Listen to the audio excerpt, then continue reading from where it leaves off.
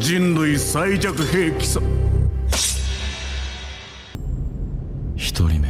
2023 was a fascinating year for the anime community. Some fans even reckon it as the best anime year. But 2024 is here to shove that opinion right out the window. Imagine starting a year with solo leveling. I mean, it can't get any better than this, right? Settle down and maybe take some notes, cause you wouldn't want to miss anything about the best anime to watch in the first half of 2024. Without any further ado, let's dive right into it.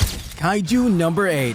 Kaiju number 8 is an anime many have been desperately waiting for ever since the manga launched, and we're finally getting the adaptation this spring. If you're a huge fan of unique anime, this show falls right into that category. Animated by the infamous production IG, fans are expecting some fascinating things from it, with Godzilla-like monsters appearing all around Japan for the past couple of years. Elite military units known as Defense Corps were formulated to combat them. Amidst all this, our protagonist, Kafka Hibino, also aspires to join the Defense Corps and serve the country. However, things take a weird turn when a parasite-type kaiju turns him into a kaiju himself. I'm sure we've seen this plot somewhere else as well. Reminds me of a certain long-haired guy who committed genocide. Anyways, if you're tired of all these sequels, Kaiju number 8 is a show you won't regret watching. Konosuba Season 3.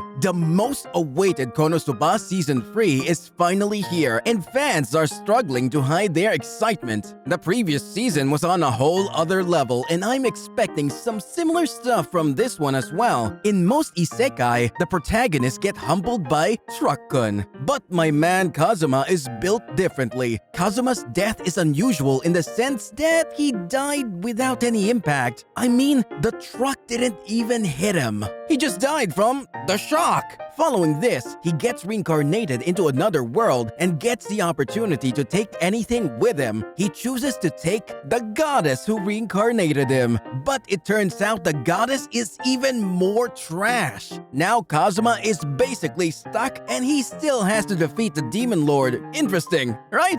Demon Slayer, Hashira Training Arc. Sometimes I wonder how they make these seasons so quickly. If AOT or JJK had the same animation, it would probably take years for the next season. But UFO Table is throwing these banger seasons like it's nothing. Despite all the hatred on Demon Slayer for being a generic show, it always turns out to be a candidate for Anime of the Year. Well, guess who's excited? Me!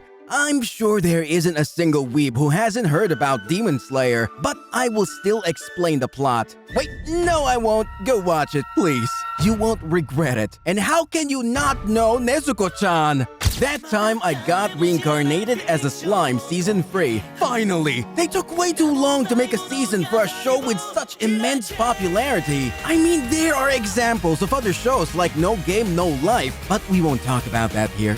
Just painful. Following the story of the Rimuru Tempest, who gets reincarnated into another world as a slime. Yes, a freaking slime. You might wonder what the slime can do, like they are the weakest creatures. But my man Rimuru is another breed. He befriended a literal dragon in the beginning and even created his own freaking kingdom. I don't want to spoil y'all any further. You have to watch it yourself in case you haven't. The only thing I don't like about this show is the long title. They kinda spoil the entire show. My Hero Academia Season 7. It's crazy how My Hero Academia is getting its 7th season. Only recently, All Might was giving Midoriya his hair to transfer his powers. MHA has a special place in my heart because it is the show that got me back into anime after a long time, and I don't regret watching it. It might get a bit awkward with all those crazy ships and stuff, but you eventually get used to it, trust me. My Hero Academia revolves around the story of a teenager named Izuku Midoriya, who is born quirkless in a world full of people with special abilities. Despite all this, he wants to become a hero and take down villains who misuse their abilities.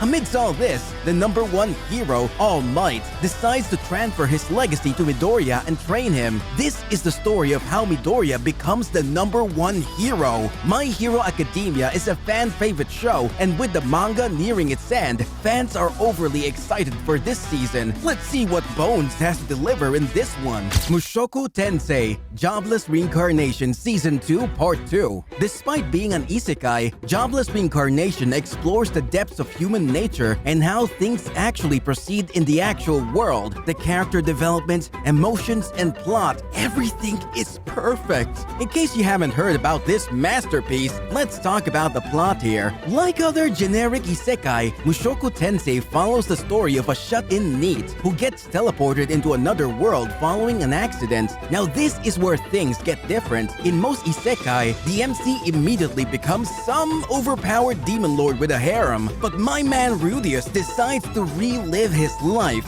rethinking about his previous mistakes and amending them. Eurocamp Season 3. If you're a fan of wholesome shows, then 2024 is the year for you. Eurocamp is finally getting back for Season 3, and it's one of those shows you can watch after a long and exhausting day at work, and it will comfort you. In case you haven't watched Eurocamp, I highly recommend you give it a shot. It might change your perspective on your entire life, and I'm not even lying or exaggerating. There are very few shows out there like this one, and you wouldn't want to miss out on it. Alia sometimes hides her feelings in Russian. Romance makes everything better, doesn't it? Half Japanese and half Russian, Alia Kujo is considered the idol of her school, and there's not a single guy who hasn't fallen for her except Masachika Kuze, who is a benchmate. Now this is where things get interesting. Even though Masachika doesn't show any interest in Alia, she is the one who has developed feelings for him, but she's afraid to express and only does so in Russian, thinking that Masachika doesn't understand it. However,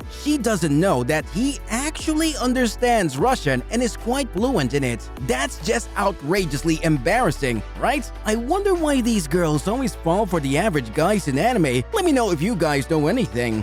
Whisper Me a Love Song. Music can amend hearts. Most people tend to underestimate the role of music in our lives, but they don't understand that music possesses the ability to move an entire country. In this anime, Yori Asanagi's music moves the heart of her underclassman, Himari, who suddenly confesses her love following Yori's music performance. Yori believes that Himari has fallen for her, but surprisingly, Himari is actually in love with her music. Despite being a mature girl, Yori is still immature and noob when it comes to romance, so she cannot comprehend what just happened. Under these circumstances, will she pursue her love for Himari?